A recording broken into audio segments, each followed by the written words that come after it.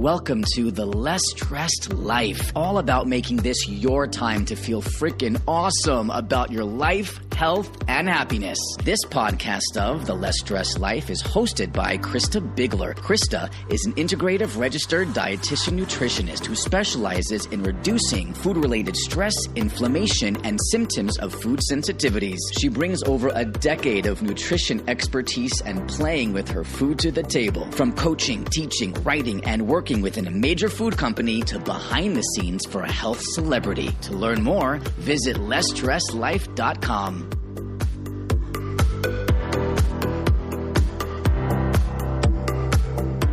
Okay, so today I'm so excited that my dear friend Jessica McKinley has graced us with her presence on The Less Stressed Life. Jess is a happiness scientist, a fitness coach, busy mother of Calvin, loyal disc golf wife to Dustin, international traveler, lover of language and learning, and always up for a good challenge. I mean, happiness scientist, what kind of amazing name is that? If you had the opportunity to have a friend like Jess, she is like the personal development guru. She speaks with authority and she just knows her stuff. I just can't wait to have her on this show and future ones. So thank you so much for being here, Jess. Thank you, Krista, not only for thinking of me, but for all of the compliments. Obviously, I feel some of the very same things about you, and I won't bore our audience with Krista's pedigree here, but I'm sure it'll come through in the passion that I have in the response of the questions of how much I respect not only your perspective, but the effort that you put into making sure that you're constantly adding value that is cutting edge and relieves some stress for us. Who can use that? Yeah. Thank you so much. I love, and how I met Jess is a friend of a friend of a friend. We were both doing some health coaching things, and then it's just these networks in these communities, and just, I think always making yourself open and available to meeting new people. I mean, you can really blow the lid off your life, so to speak, right? With like the relationships you made. It's really about those things. So it's just so very fun to meet new awesome people and meet a happiness scientist. And so that particular term is a curiosity. What was the inspiration behind that? And what was your mission? Can you tell me more about that, how that became to be? Yeah, I absolutely love seeing the look on people's faces when they ask what I do and I tell them that I am a happiness scientist. And I usually just try and put a period at the end of that and see what their reaction is, because most people's first reaction is that a real thing? Wow, how do you get to be that? What does that even mean? And for full disclosure and transparency purposes, I completely made up the title. But the reason that I get to do that is because I decided, very clearly I wanted to be researching and, expounding upon ideas in the happiness field through experiments and through action. I think a lot of people have a lot of, preconceived notions about what should make us happy.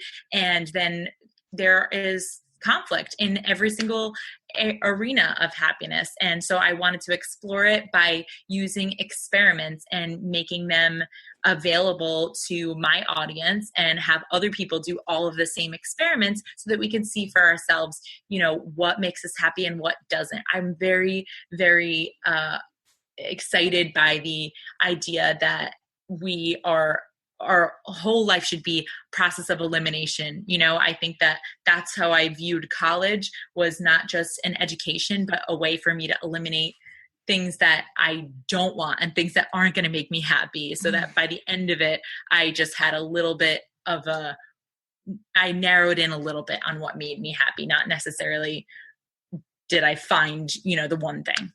I love that. So you took such a different approach. Like, it was all about perspective, right? You use these exploratory things to kind of, by process of elimination, figure out what was the things that made you happiest and the least happiness. And you actually removed the unhappiness. And I think that's such a big thing, because I think a lot of us just continue to do the things that make us unhappy because we feel like we have to do that.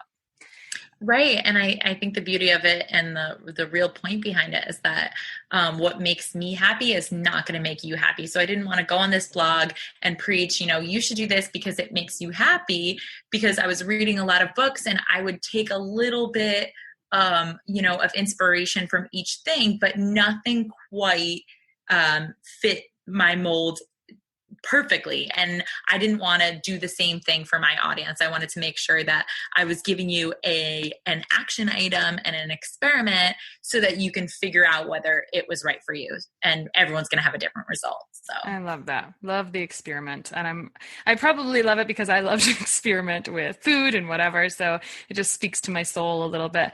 I was wondering, did this idea, you're a personal development junkie. You have read more personal development books than anyone else I personally know.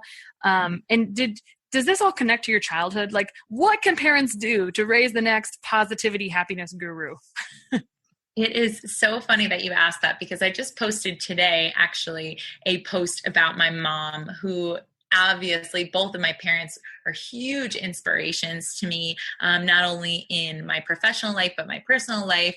My mom, I also, aside from being a happiness coach, I'm a fitness coach, as you know, and my mom is a fitness freak, if you will. She is an Ironman triathlete, and she also was just featured on the cover of the Miami Herald yesterday for teaming up and partnering with a quadriplegic woman named Carrie Grusin, who runs Thumbs Up International. And not to plug that, but it's an incredible organization that pairs athletes of all abilities, whether quadriplegic, paraplegic, or full-on, Ironman athletes, together so that they can expand their potential. And so I was writing about that, and I was just thinking today, like, wow, how lucky am I to have a mom who led by example. And I think that now that I'm a new mom, I'm very much intrigued by the idea of what kind of experiments can I do with my kid? Like, he's like this brand new science experiment here for me. But I think the thing that I constantly need to remind myself about, and the advice that I would give to other parents out there, is to remember that our kids, and our babies especially, are the scientists themselves. Naturally, we have it in ourselves from the time that we are born to constantly be experimenting with what tastes good, what should go in our mouths, period, what we should touch, what we want to reach for, what we want to pull away from, and to hold ourselves back from trying to fit our kids into the molds that we want them to become, and just let them experiment, to encourage them to experiment, and to pay close attention to the things that they're showing interests in. That's amazing. There's just a billion things I could touch on there, but I think the biggest thing is just the observation of a child, right? And really, what could we learn from a child? Amazing things, right? If we would sit back and let them be our teachers sometimes, we would probably be very impressed. And it's really a lesson I should take to my own heart. I don't brag that I'm excellent with children. And I think it's just because I've gotten to that adult persona where I'm like, all right, I got to keep going here and do this thing, and they need to fit my box. And so, sometimes it's just like, oh, I just need to stop and observe and listen a little bit. So there are some other things that we can learn about on your site, these different experiments. I know that you have like different categories. Like, what are some different things we would learn about if we visited your happiness experiment site, and some of the happiness experiments you've done? What are some of the big ones maybe that you want to highlight? Yeah, so shamefully, I will say that I have not posted a recent blog post in a little while. As I mentioned, I am a new mom, and so the blog has taken a bit of a back seat, but it has tons and tons in the archives and will be coming back on, whether it's in the form of a podcast or a blog. And you can also access my social media there, which is very up to date and current. But basically the way that the blog was designed originally to be the framework for the book that I wanted to write. And I figured what better way to create, to gather the information and get the accounts than to make it an open forum for people to do the experiments and give me their feedback right there live. And so I divided the blog into monthly themes, which essentially were designed to be chapters in the book. And they're broken down by growth categories. So what a growth category is basically, an area of life that you're experimenting in. So there are 12 different growth categories, and you can go on the blog to see all of them, but just so you have an idea, it would be love and sex is one, career and money is another, spirituality is another, hobbies and passion projects, body. So as far as health and any type of happiness that you can get from your body, and improving upon it. And there are so many different, home and organization is another one, perspective, self-awareness and identity. So you can go on there for a little bit more of an idea. And if that way I was allowing people to kind of hone in on what is important to them in the moment. Let's say you're at a 10 in love and sex, your relationships are really great. But another one that I left out was family and friends. But let's say, you're really struggling to feel happy in your relationships with your family and friends. Maybe you're putting a lot of energy in and you're not getting it back, or maybe the reverse. Maybe you feel like you're not paying enough attention to that. You can dive into those experiments first. So it's catered to you. I love that you organize that. I don't know that most people, when they start a blog, have such amazing organization in that way. But I also am wondering, since you are really my personal development guru, are those growth categories like common knowledge in personal development? Because I feel like I subscribe to some different goal setting methods, and they use a hybrid of some of those growth categories, and you rate them and you figure out what the lowest ones are in your life. And that's the ones you choose to improve on, because those are the ones that are going to lead you the most happiness. I'm just wondering, what were the inspiration for those categories for you? Yeah, that's a great question. It was kind of a work in progress. I had a couple that I meshed together into one category. I wanted 12 because I wanted to do it within these series within the time frame of a year. I think that in general, year-long goals and month-long goals are very attainable for everyone, and are also, for me, keep me interested and motivated. So that was why 12. So it wasn't so much that there couldn't be more. I think that I probably could have done even more categories, but I broke it down after reading, like you said, there's so many different approaches, and my personal favorite personal development book of The Success Principles by Jack Canfield. He has less categories that he works in. I think something around 7. But I just felt when I designed What's Happening, which is my blog, I was aiming specifically at 20-somethings and 20-somethings at heart. And so I felt that there were certain topics that needed to be covered that were not addressed when you look at personal development books. I felt like they were kind of talking to an older audience, maybe people in their 30s, 40s, 50s, people who had already settled into a life. And my blog was aimed to help people who maybe have graduated college or are in the time when they're supposed to be experimenting and they just don't know where to start. Interesting. Very interesting. And I'd be curious, if that shifts as you get, I don't know how old you are now, but it's already shifting. I'm 29, I'm about to be 30. And since becoming a mom, it's definitely, I'm feeling my writing has changed so much. Yeah. Well, I think that's just the evolution of life, right? Mm-hmm. So I know that you're a big fan, I've heard you talk about it a lot, of this book by Hal Elrod, which is a tongue twister for me to say his name, Hal Elrod. The book, The Miracle Morning. And you used to talk about that a bit in groups and things that I would be in with you. You adopted the Miracle Morning mindset, right? And what do you love about it? Can you tell us a little bit more about it? And just, about that book in general. Yes. So I am a huge fan of Hal Elrod. Thank you for prepping me for saying that. It's difficult. And The Miracle Morning, right? And I committed. So I am a self-proclaimed like night owl, not a morning person whatsoever. I do not naturally jump out of bed. It takes me quite some time. I was someone who I don't think had ever woken up without pressing the snooze button at least once until I committed to day one of the Miracle Morning. What it basically is a guy who was down on his luck, who was a motivational coach and just needed something to turn his life around. And he just started researching. As we all know, there's someone out there who has done what we want to do. You know, it's the 21st century. No one's entirely unique, and everyone has an inspiration, which I don't think is a bad thing.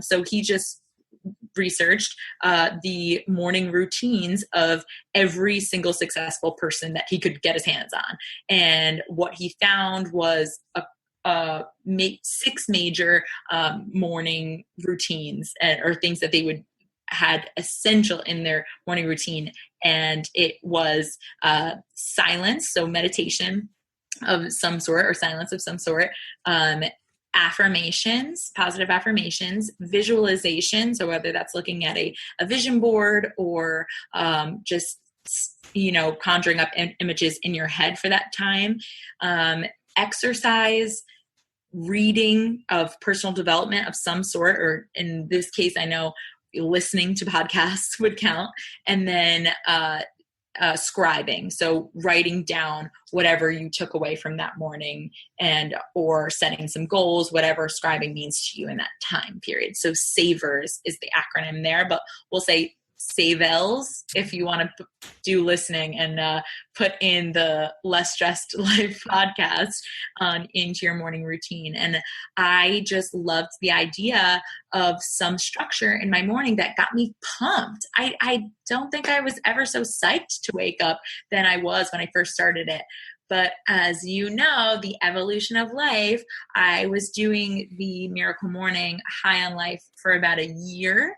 And then I got pregnant and I was so tired, beyond tired. Like it was like I became ill and I went off of it. And I kind of used pregnancy as an excuse I couldn't do it. And since Calvin's been born, the child does not sleep. And so I've had to evolve my Miracle Morning to any time of the day miracle time.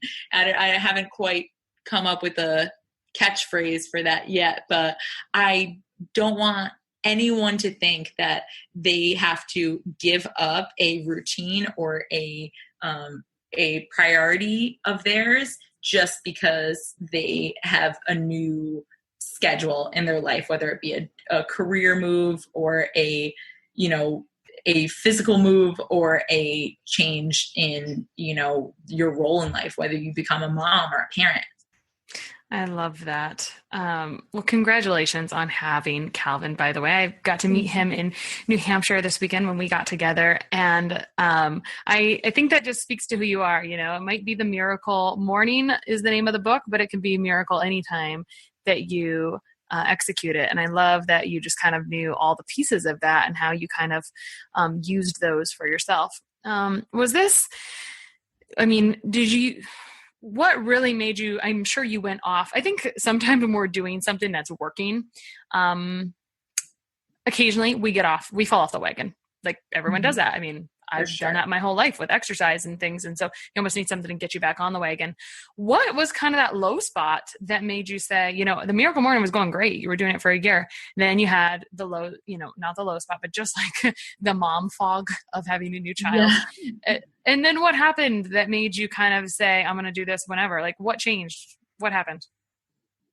It's really hard to pinpoint. It's not like I had an aha moment per se as a moment or a day, but I think I just started to notice, hey, I'm not as psyched about things as I was once before. I was talking to my team earlier this morning, actually, about the idea of beginner's luck and how if you could just go back to when you first started something. When I first started the Miracle Morning, I had that beginner's luck.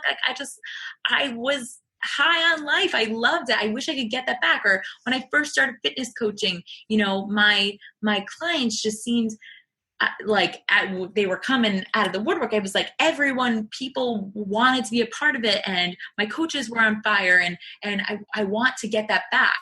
And what I realized is it's actually not beginner's luck, it's a beginner's energy. And that's something that you get from starting something new. And it really could tie into the happiness experiments that I know and love. Every time that if you are consistently doing a happiness experiment, it means that you're trying something new by definition, right? An experiment.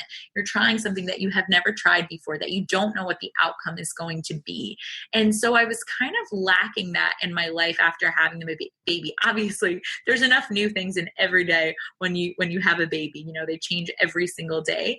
But it's easy, as we all know, who are moms, that to forget yourself in the mix of this, and to have nothing that is our own, that we are intentionally going out there and experimenting with. So I realized, hey, I need to get back to my miracle morning routine, whether it happens in the morning or at 10 a.m. or in the afternoon or in the evening or whatever it is. So I made that a non-negotiable to get those savers in every single day, whether it's spread out or at the same time. And then also to decide to generate that beginner's energy by doing experiments. Right now, my current experiment is that I'm trying the ketogenic diet. I don't know if you've seen on my social media, but that's what I am trying right now. I don't know if it's going to be a lifelong thing, but I saw it's all the buzz. People keep asking me about it as a fitness coach. And I figured before I judge things, I really like to try them out myself. So that's my 30-day experiment right now. And it's making me excited. I'm pumped again. I love that. You just speak in gold. And some of the notes I took away from that is it's not just beginner's luck, it's beginner's energy. And every time you start something new, and if you're continually experimenting, life is new and exciting. And I couldn't agree with that more. That is so, if we just reflect back on life, so much yes there. So much yes. Love that. You may not know this. I am doing some behind the scenes contract work for Chalene Johnson, as you and I both know who she is. She's a major fitness celebrity, and she has a new weight loss resistance program out, and there's some ketogenic elements into it. So if you ever need something in that, I spend a lot of time in that research realm. So that's very fun. I love the overlap in life. You are my guru when it comes to all things nutrition. I admittedly say to all of my clients, I am more of a happiness and health coach. I'm helping keep people motivated. But when it comes to nutrition, I'm still very much a baby nutritionist. I'm not a certified dietitian like yourself, but like you said, just when you open yourself up to networking with people who know more than you, and when you're opening yourself up to learn, the good things come your way. Oh, yeah, absolutely. We're a great team. So to just kind of summarize, like if there's someone out there that really needs to create some momentum in his and her life, what's your gut reaction for them to really pull things together or create more time and good energy throughout the day to really achieve this happy life that you've studied so intensely? Like, what's a bite-sized piece? If someone says, I don't know if I can do this whole savers thing, the silence, affirmations, visualizations, exercise, reading, or personal development, and then scribing. If I can't really handle all that, like, what is a bite-sized piece? Like, how can someone get started? What would you tell someone? So when I decided to launch the blog, the biggest question was like, what chapter should come first? So, like, what's most important? What's the bedrock of all of this happiness? And I think I don't know that I 100% have landed on the answer, because a lot of this is, you need to have all of the components. But so you can't just do one thing, one experiment, one thing, and then that's going to be all the answers. But if I had to narrow it down to one or two things of a place to start, it would be certainly body. So that is one of the first months, which is, making sure that I realized in my research, if I could put all of it together and everything I learned in that month of deep diving, what sums up the happiness aspect of it is that when it comes to your happiness, your you cannot outgrow or surpass your body's health. So I guess basically the healthier you are, the happier you will be. And you're putting a cap on your happiness if you are not paying close attention to your health, whether that be nutrition or, fitness and exercise, or even like posture and skincare, dental health, all of those things. If you have something ailing you physically, it's very difficult to do all of the rest of the things. Health is first and foremost. So I would get into figure out something that works with you, experiment when it comes to your health. And that is going to make you're free up some mental energy. It's going to, give you all the chemicals, hormones, and endorphins that and I know that we all need to be functioning as our highest self. Oh, you speak my language, girlfriend. You're a light in my life, and I hope that you are a light in everyone else's ears today that is listening, because I think that this episode was full of gold. Is there anything else that you need to leave us with, or where can people find you or work with you? So my blog that I've been talking about this whole time is www.whatshappening.com. That is WHATS, happy as in HAPPYNING.com. And on there you can find all of the growth category breakdown, the blog posts. I think there are 70 something blog posts on there, as well as a tab to work with me. You can shoot me an email on there, or you can check out my social media. Feel free to add me on Facebook. I do a lot live videos whenever I'm feeling inspired. As you know, being a mom, sometimes the inspiration comes, and if you don't get it out, it goes. So add me on there, Jessica McKinley, as well as my Instagram handle, which is What's Happening, same spelling as the website, Jess. What's Happening with Jess. Oh, love it. Awesome. You are so much fun. I hope everyone enjoyed this conversation as much as I did today. And I can't wait to have you back for another session of gold dropping nuggets another time. Please bring me back. Yes, I would love it. Thanks so much, Jess. Thanks, Krista. So what'd you think? She's great, right? If you found this episode helpful at all, please scroll up or down and hit that little subscribe button. And if you want, please leave us a message or a review on iTunes, and we would just send you the biggest virtual hug. Have an awesome day.